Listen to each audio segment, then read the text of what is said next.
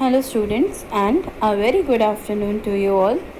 Today we are going to begin with a new chapter of your book, that is chapter number 12, which is on page number 83 of your book.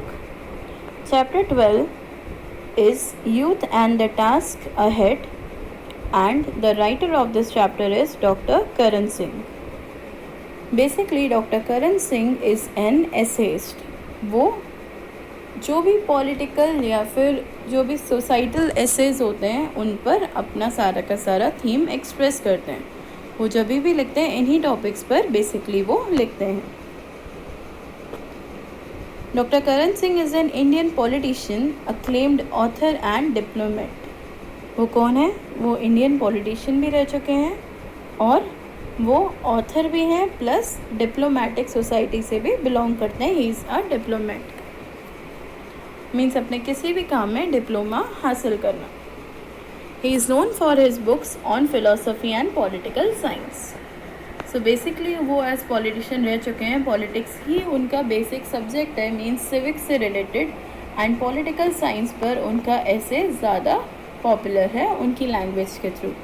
And definitely he rights philosophies also, so he has a philosophical mind. Some of the writings are given there. Towards a New India in 1974, One Man's World in 1986, Essay on Hinduism in 1987, and Autobiography in 1989, Brief Sojourn in 1991. So if you go through the topics, you can find a common thing. That is, he basically writes essay on the societal part of the country and it's based on politics plus economic level. So he was awarded Padma Vibhushan in 2005. Let's come to the blue box. Index exhortation to the youth. What is exhortation? Exhortation होता है किसी को advice देना, उस पर ऐसे लिखना या एक पार्ट या फिर पीस ऑफ राइटिंग लिखना. तो जिस तरीके से ये आपका जो चैप्टर है वो एक ऐसे है, तो उन्होंने ऐसा कैसे लिखा था? एडवाइजरी. और वो एडवाइस किसको दे रहे थे? यूथ को. The author urges the youth of India to develop physical, intellectual, patriotic and spiritual qualities. Author क्या रिक्वेस्ट करता है इंडियन पीपल से जो बेसिकली यूथ एज्ड हैं, कि वो अपने अंदर फिज़िकल मीन्स वो स्ट्रॉन्ग बिल्ट हो,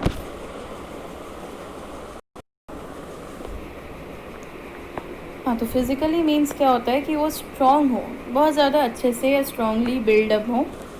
इंटेलेक्चुअल मीन्स वो इंटेलिजेंट हो, हर एक चीज़ को बहुत ज़्यादा डीपली और अपने माइंड से सोचें. पेट्रियाटिक, उनमें देशभक्ति होनी चाहिए, nationalistic feeling for the country. And spiritual, कहीं ना कहीं उनका गॉड पर भी थोड़ा बहुत फेथ या विश्वास होना ही चाहिए. All these qualities are required to fulfil their responsibilities towards the nation. अगर एक यूथ पर्सन में या फिर पूरी की पूरी youth generation of the country, उनमें ये सारी क्वालिटीज़ होंगी, physical, intellectual, patriotic and spiritual, then हम कह सकते हैं कि जो यूथ है हमारा वो सारी की सारी रिस्पॉन्सिबिलिटीज़ लेगा for further covering up of the nation या फिर नेशन को इस्टेब्लिश करने के लिए. Okay, now let's begin with the chapter. Coming towards the first paragraph.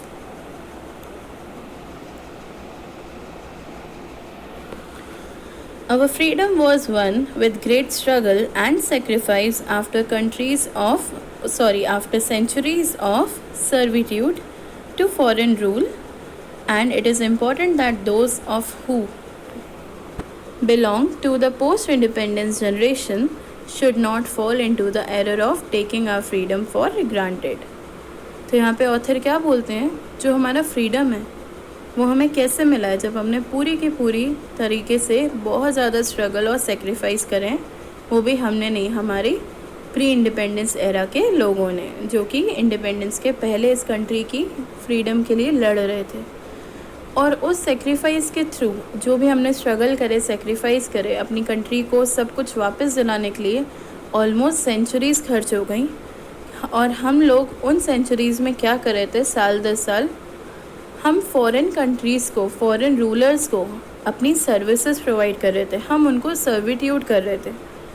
और इसी अकॉर्डिंग कहीं ना कहीं हमें जब अपना स्ट्रगल मिल गया तो वो हमें जानना चाहिए, ये हमारी रिस्पॉन्सिबिलिटी है कि हम पोस्ट इंडिपेंडेंस जनरेशन में अगर हैं, हमने ये सब फाइट्स या स्ट्रगल नहीं देखे हैं और हमें आसानी से जो चीज़ मिल गई है हम उनको संभाल सकें, उनको अपनी गलती के कारण, किसी और एरर के कारण दोबारा भुगतने ना दें, सारे के सारे कंट्रीमैन को फिर किसी के रूल के अंडर ना आने दें।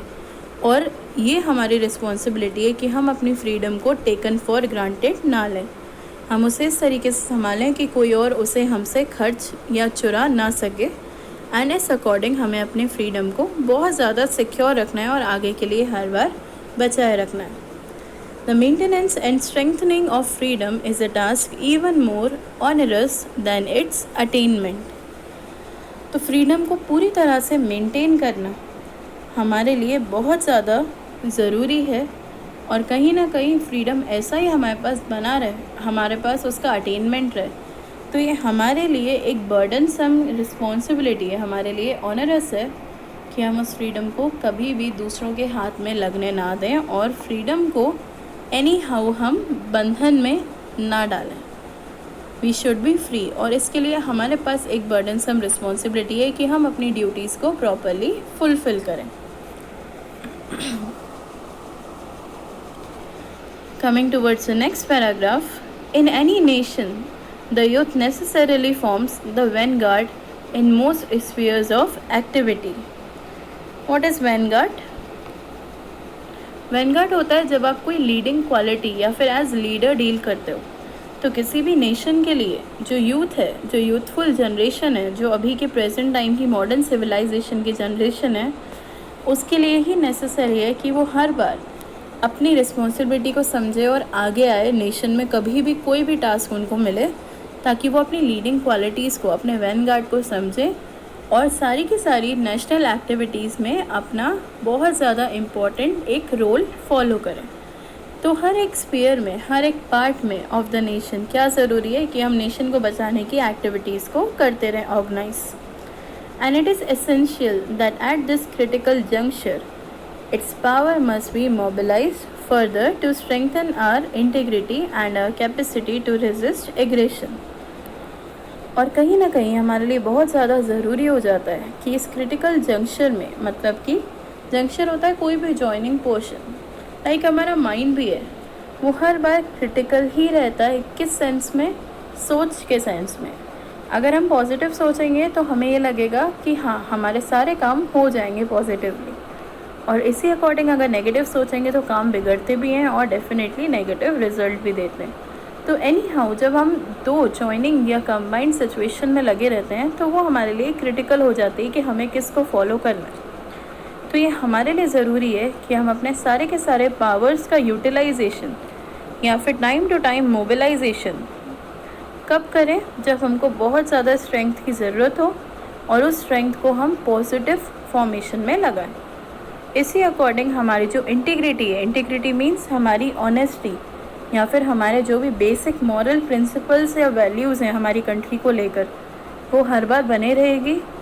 और हमारी जो कैपेसिटी है, और सबसे बड़ी कैपेसिटी जो हमें इन सारे के सारे क्रिटिकल जंक्शन से बचा सकती है, वो है रेजिस्टेशन ऑफ एग्रेशन, अपने गुस्से को काबू में करना, अपने बहुत ज़्यादा तेज़ गुस्से को कंट्रोल में करना। बिकॉज अगेन अग्रेशन से हर एक काम बिगड़ता है। तो अगर गुस्सा कंट्रोल में रहेगा तो एनी हाउ सारे के सारे काम पॉजिटिव होंगे, हमारा माइंड पॉजिटिव फॉर्मेशन में दौड़ेगा। What is required is an immense burst of idealism and energy among our youth. सबसे ज़्यादा ज़रूरी काम इन सब के लिए क्या है कि हमारा जो आइडियलिज्म है, हमारी जो सारी की सारी आइडियोलॉजीज़ हैं, हमारी वैल्यूज़ हैं, उन सब की एक पॉजिटिव एनर्जी हमारे यूथ को इफ़ेक्ट करे पॉजिटिव मैनर में।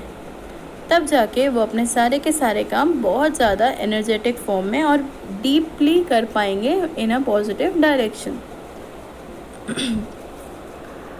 who must be deeply committed to the task of safeguarding this great nation of ours। उनका सबसे बड़ा टास्क क्या होगा फिर जिसको उनको फुलफ़िल करना है?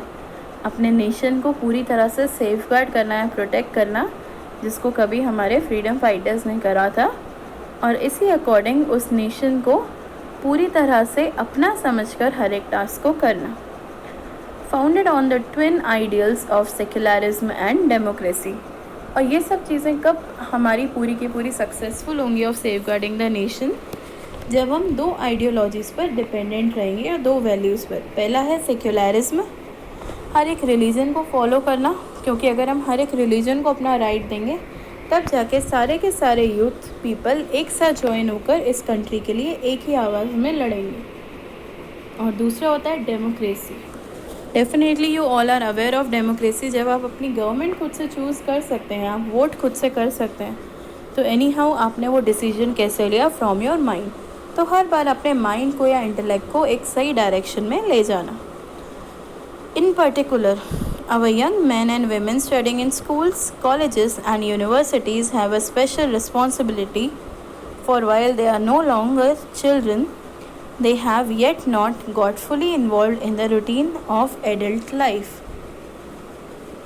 जो भी यंग जनरेशन में हमारे मेन हो या विमेन हो, जो स्कूल में पढ़ रहे हैं या कॉलेज में या यूनिवर्सिटीज़ में, मीन्स टीनेजर्स एंड उसके बाद यंगस्टर्स, उन सब के लिए सबसे बड़ी रिस्पॉन्सिबिलिटी है अपने नेशन को संभालना। इसलिए क्योंकि अब वो और ज़्यादा बचपना नहीं दिखा सकते, they are no longer children, plus अभी वो मैरिड भी नहीं हुए हैं, तो उनके पास एडल्टहुड कोई भी रिस्पॉन्सिबिलिटी नहीं आई है। तो वो इन दोनों टास्क से फ्री हैं। नहीं अब वो चिल्ड्रन बन सकते हैं, वो इतने छोटे नहीं हैं, और ना ही वो इतने बड़े हैं कि अपनी एडल्टहुड लाइफ में जाएं और मैरिड लाइफ के बाद किसी और को संभालें या उनकी रिस्पॉन्सिबिलिटी लें। तो ऐसे जो मिडिल जनरेशन या यंग जनरेशन पीपल हैं, ये उन्हीं के हाथ में है कि वो अपनी सारी रिस्पॉन्सिबिलिटीज़ को एनी हाउ संभालें। They constitute an immense reservoir of strength which is properly canalised can prove to be the source of great power to the nation. जो हमारे यंगस्टर्स हैं वो क्या करते हैं, अपने अंदर एक पूरा का पूरा एनर्जी का रिजर्वॉयर संभालते हैं। जैसे कि डैम्स होते हैं, डैम्स में अलग अलग चैनल होते हैं, रिजर्वॉयर्स होते हैं कि कब कहाँ डैम का पानी यूज़ होना है, कब नहीं, उस पानी को बचाते हैं हम।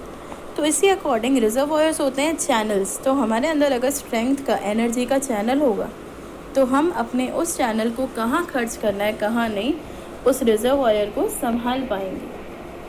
एनी हाउ हम अपनी उस ताकत को प्रॉपरली यूटिलाइज़ कर पाएंगे, कैनलाइज कर पाएंगे। क्योंकि कैनलाइजेशन होता है कि जहाँ हमने सोचा, जो हमारा बेसिक एम है, वहीं हमने अपने सारी स्ट्रेंथ, एनर्जी या एफर्ट्स को लगा दिया।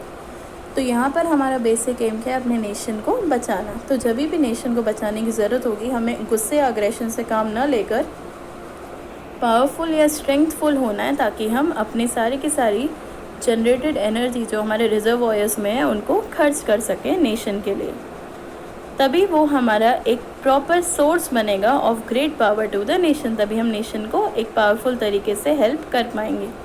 Indeed means truly, it is these young Indians who will soon be called upon to provide leadership in all walks of national life. इसीलिए ये सच है कि ये सारे के सारे यंगस्टर्स हैं, यंग इंडियंस हैं, जो कि कंट्री में कभी भी लीडरशिप के लिए या फिर कहीं पर भी यूथ को बैलेंस करने के लिए एक नेता की तरह काम कर सकते हैं, जो कि कंट्री के लिए पॉजिटिव सोच है।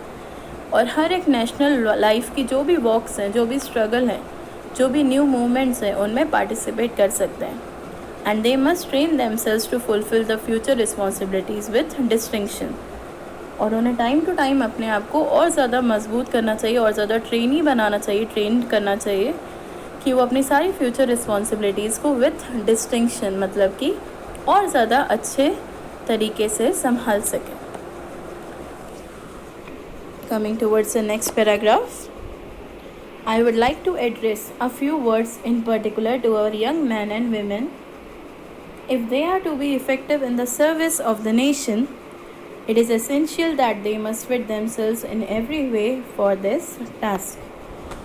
अब यहाँ पे ऑथर करण सिंह क्या बोल रहे हैं कि वो हर एक पर्टिकुलर यंग मैन और वुमेन से यही बोलना चाहते हैं कि अगर उनमें हर तरीके की क्षमता है, वो इफ़ेक्टिव है अपने काम करने के लिए या फिर अपने नेशन को अपनी सर्विसेज प्रोवाइड करने के लिए, हेल्प या अपनी ड्यूटी समझने के लिए, तो उससे ज़्यादा ज़रूरी नेशन के लिए कोई नहीं हो सकता। और ये एसेंशियल, ये नेसेसरी है कि वो अपने आप को हर वक्त फिट रखें, और कभी भी किसी भी रास्ते पर उनको चलना पड़े नेशन की भलाई के लिए, तो हर एक रास्ते पर चलने के लिए या किसी भी टास्क को उठाने के लिए वो हर बार रेडी रहे।